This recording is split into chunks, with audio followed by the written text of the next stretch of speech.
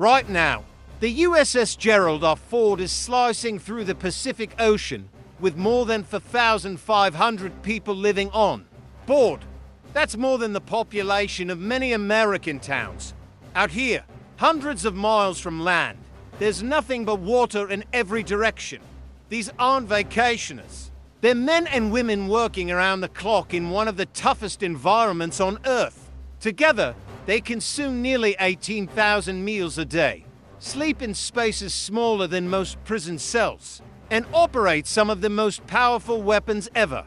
Built so, how do nearly 5,000 people live, eat, and work for months at sea? The truth is more remarkable than you'd imagine. The USS Gerald R. Ford isn't just a ship, it's a floating city.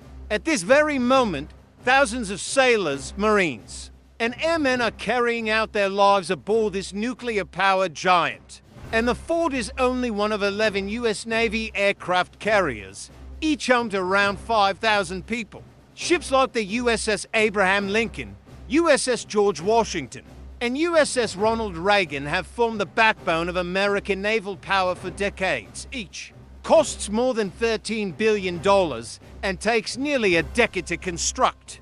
The result is a vessel that can sustain itself for months, supporting thousands of people in the middle of the ocean without needing outside help. The numbers are staggering.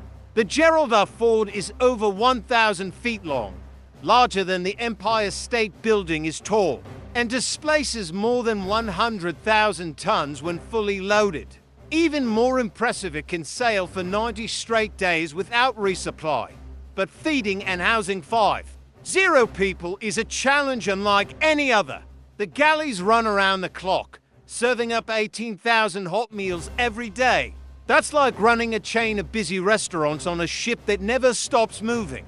The food storage spaces rival warehouses, stocked with thousands of tons of supplies. Navy chefs, trained at professional culinary schools, prepare meals ranging from fresh-baked bread and pizza to steak and lobster nights. Sleeping quarters are tight. Most sailors rest in racks, beds stacked 3 high, each about the size of a coffin, yet every rack has a light, ventilation, and storage. And sailors personalize them with photos and small belongings. Officers have slightly larger rooms, but space is limited for everyone, even the captain. Work aboard never ends. The flight deck alone is one of the most dangerous workplaces in the world.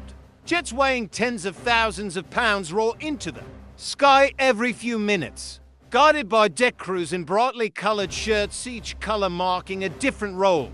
These young Americans, many fresh out of high school, handle equipment worth millions of dollars with precision and discipline.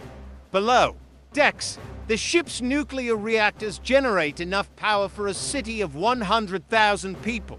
These systems run for decades without refueling, providing electricity, propulsion, and even fresh water. In fact, the ship produces over 400,000 gallons of clean drinking water daily through advanced desalination systems. Every detail of life at sea is accounted for. Waste is carefully managed, medical facilities rival small hospitals, and satellite communications keep sailors connected with their families back home. Storms and heavy seas, carriers are built to withstand waves taller than houses, pushing on through conditions that would shut down most ports. Life aboard also has its own rhythm and culture. Sailors attend religious services, join talent shows, play sports, and even enjoy steel beach picnics on the flight deck when the seas are calm. These shared experiences forge bonds that last a lifetime. From the youngest sailor to the commanding officer, everyone has a role to play in keeping this massive city at sea running smoothly. It's a constant cycle of work, training, and teamwork, backed by technology that continues to evolve. But at the heart of it all, the carriers succeed because of the dedication and resilience of the people aboard. They live extraordinary lives in extraordinary circumstances, proving every day that America's strength lies not just in its machines, but in the men and women who operate them. So, the next time you see an aircraft carrier in the news, Remember, the 5,000 people who call it home sacrificing comfort and safety so the rest of us can enjoy both.